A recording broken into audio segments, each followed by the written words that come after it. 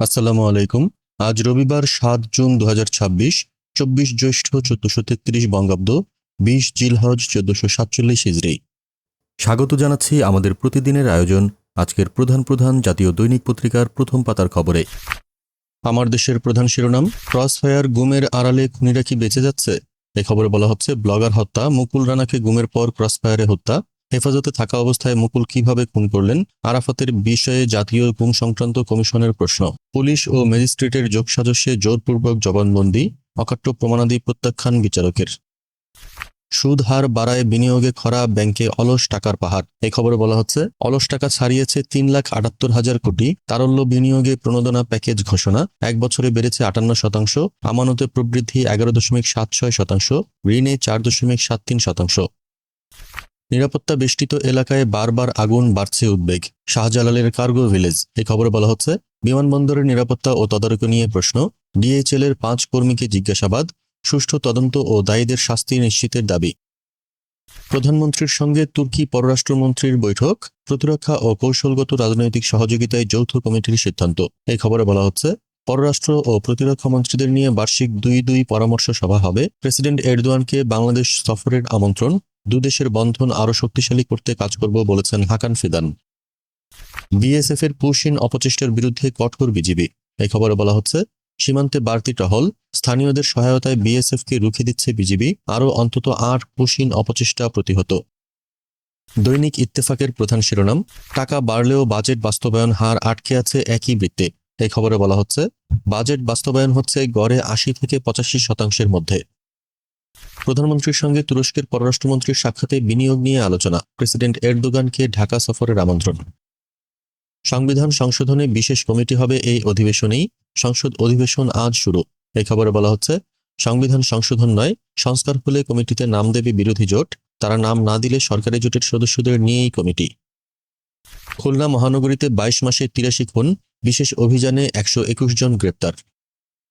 শিশু রামিসা ধর্ষণ ও হত্যা মামলার রায় আজ। ভারতের হেলিকপ্টার ও ড্রোন যেন প্রবেশ না করে, সীমান্ত বৈঠকে বিএসএফকে যে বার্তা দেবে বিজিবি। এই খবরে বলা হচ্ছে, কাল নয়াদিল্লিতে বৈঠক শুরু, আলোচনার টেবিলে থাকবে সীমান্ত হত্যা ও পুশিন বন্ধ, ৩ বিঘা করিডোরে অপটিক্যাল ফাইবার স্থাপনের প্রস্তাব। জবাব সন্তোষজনক না হলে ৮ দিনের বিরুদ্ধে ব্যবস্থা, বলেছেন স্বাস্থ্যমন্ত্রী। জড়িতদের বিরুদ্ধে ব্যবস্থা গ্রহণ ও ক্ষতিপূরণ দেওয়ার ঘোষণা হাসপাতাল কর্তৃপক্ষের। প্রথম আলোর প্রধান শিরোনাম, ফ্যামিলি কার্ড সহ সামাজিক খাতে ১.৫ লাখ কোটি টাকা, বাজেট ২০২৬-২৭। এই খবরে বলা হচ্ছে, যুক্ত হচ্ছে নতুন নতুন কর্মসূচি, বয়স্ক ভাতা সহ কিছু কর্মসূচিতে উপকারভোগী বাড়ানো হচ্ছে, বাড়ছে ভাতার পরিমাণও। হামে ৩ জনের মৃত্যু, সংক্রমণ হাজারের ওপর। মাদক বিক্রি হয় খুপরিতে, টাকা যায় বড় ভাইদের পকেটে। এই খবরে বলা হচ্ছে, সরেজমিন খুলনা ৩, মাঠ পর্যায়ের বিক্রেতা ও বাহক ধরা পড়লেও নিয়ন্ত্রকেরা থাকেন আড়ালে, খুচরা বিক্রেতাদের মাদক সরবরাহে যুক্ত সন্ত্রাসী গোষ্ঠীও। আইন শৃঙ্খলা নিয়ে কঠোর বার্তা, বাজেট ঘিরে ধৈর্যের আহ্বান, বিএনপির সংসদীয় দলের সভা। এ খবরে বলা হচ্ছে, আজ জাতীয় সংসদে ২০২৬-২৭ অর্থ বছরের বাজেট অধিবেশন শুরু হচ্ছে। তার আগে গতকাল সংসদীয় দলের সভাটি হলো।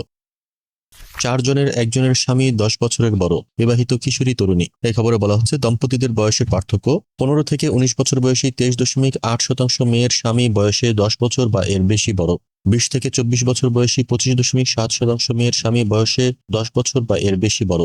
বিয়ের গড় বয়স, ছেলে ২৪.১৮ বছর, মেয়ে ১৮.৩৭ বছর। যুক্তরাষ্ট্রকে জবাব, কুয়েত ও বাহরাইনে ইরানের হামলা, মধ্যপ্রাচ্য পরিস্থিতি। এই খবরে বলা হচ্ছে, যুক্তরাষ্ট্র ও ইরানের পাল্টাপাল্টি হামলার দাবির মধ্যে গতকাল পাকিস্তানের স্বরাষ্ট্রমন্ত্রীর তেহরান সফরের কথা সংবাদ মাধ্যমে এসেছে। নয়াদিগন্তের প্রধান শিরোনাম, ভয়ঙ্কর রূপে পুশিন। এই খবরে বলা হচ্ছে, লালমনিরহাট, হিলি, পঞ্চগড় সহ বিভিন্ন পয়েন্টে বিজিবির কঠোর প্রতিরোধ। প্রতিরক্ষা ও পররাষ্ট্রমন্ত্রী পর্যায়ে যৌথ কমিটি গঠনের সিদ্ধান্ত। এই খবরে বলা হচ্ছে, তুরস্কের প্রেসিডেন্টকে ঢাকা সফরের আমন্ত্রণ প্রধানমন্ত্রীর।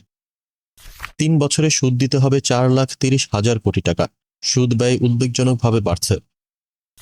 ইরানের খেলোয়াড়রা মার্কিন ভিসা পেলেও কর্মকর্তারা পাননি। দৈনিক কালবেলার প্রধান শিরোনাম, ইফার নতুন ডিজি মহিবুল্লাহর ভয়াবহ প্রতারণা জালিয়াতি। এই খবরে বলা হচ্ছে, মাত্র ১৩ বছর ৭ মাসে দাখিল পাস, একই শিক্ষাবর্ষে হিফজ ও দাওরা পাসের সনদ জাল প্রমাণিত, একই বছরে ২ দেশের ২ ডিগ্রি অর্জন।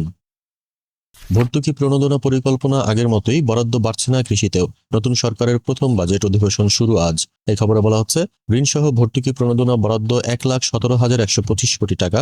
চলতি বাজেটে বরাদ্দ ছিল 1,15,904 কোটি টাকা। বিদ্যুতে ভর্তুকি চলতি বাজেটের মতোই 37,000 কোটি টাকা। কৃষিতেও বাড়ছে না প্রণোদনা, বরাদ্দ 17,000 কোটি টাকা। বিদ্যুৎ, গ্যাস ও সারে প্রয়োজন হতে পারে অতিরিক্ত বরাদ্দ। ওএমএস, টিসিবি ও খাদ্যবান্ধব কর্মসূচি কমানোর পরিকল্পনা। কার্গো ভিলেজে বারবার আগুন লাগা নিয়ে প্রশ্ন। আগুনের কারণ জানতে 5 সদস্যের কমিটি গঠন। ডিএইচএল এর কয়েক কর্মীকে জিজ্ঞাসাবাদ। গাফিলতির সন্দেহ প্রতিমন্ত্রীর। ইসলামী ব্যাংকে অনৈতিক সুবিধা, জরিমানা ও মাপ। বাংলাদেশ ব্যাংকের ডলার জালিয়াতি। এই খবরে বলা হচ্ছে, জালিয়াতি করে দেওয়া হয় 13,000 কোটি টাকার বেশি। ডলার বিক্রির কথা বলে টাকা নিলেও ডলার দেয়নি ইসলামী ব্যাংক। টাকা ফেরত না দেওয়া 37 কোটি টাকা জরিমানা করা হয়। জরিমানার অর্ধেক মাপ করে দেন রউফ তালুকদার। পরবর্তী গভর্নর আহসান এইচ মনসুর তা বহাল রাখেন।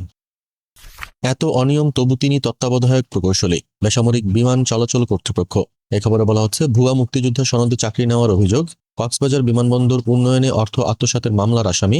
চাকরি জীবনে নানা দুর্নীতিতেও নাম এসেছে বারবার। অনুসন্ধানে নামছে বেবিচক।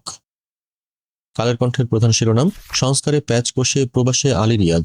এই খবরে বলা হচ্ছে, দেশের অর্থনৈতিক সহ নানা সংকটের মধ্যে বাড়তি আশঙ্কা বাড়াচ্ছে সংবিধান সংস্কার সহ অন্তর্বর্তী সরকারের রেখে যাওয়া জুলাই সনদ বাস্তবায়ন সংক্রান্ত জটিলতা।